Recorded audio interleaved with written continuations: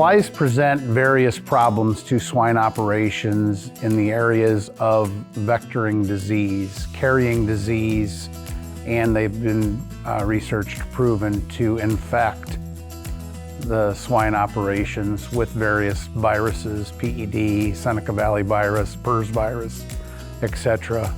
They also provide an unnecessary nuisance to the work environment for both the pigs that are going to potentially prevent them from eating as much as they could, which means a definite loss in gain, which drastically affects the profitability of a swine operation because they're selling meat on the pound. The challenges within the industry is a lot of the major powerhouse 40 companies that own the pigs aren't physically on the operations every day. So they don't see the work environments that their workers have to come to work in, have to eat their lunches in, and those kind of things where you've got pests. We are on top of flies. We've done a lot of research and working with flies and figuring out that they are indeed a disease vector. There are other insects that do afflict and infect that we're concerned with on swine operations.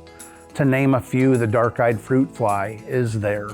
And they pose a challenge to swine operation because for very similar reasons that flies. They harbor and carry the disease and have proven again to infect. Another challenge is the Indian meal moth. The Indian meal moth often comes in feed and in grain.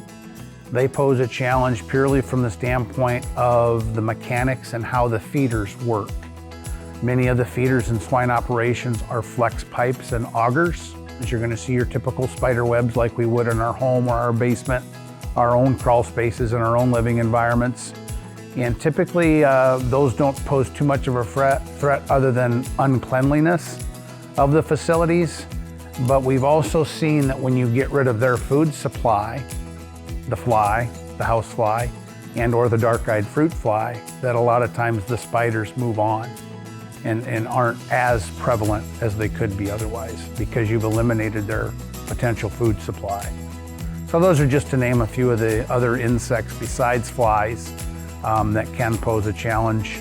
The solution for flies as it relates to swine operations is by mixing Clarifly into the feed. And by mixing it into the feed, we let the pigs do the work for us. It's ingested by the pigs through the feed. It doesn't hurt the animal. We have codexes and stuff in place that show it doesn't hit meat, milk, or bloodstream. It purely passes through. Future larva is not allowed to go to pupae and not allowed to mature as another reproducing fly. IPM, Integrated Pest Management programs, utilizing the feed-through is the best way to control future generations, but you're never going to get them all.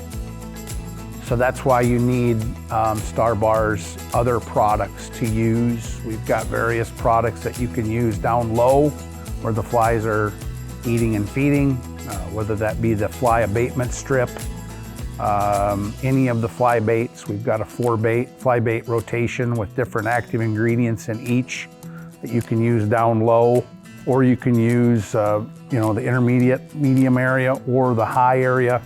And we effectively hang and use the easy trap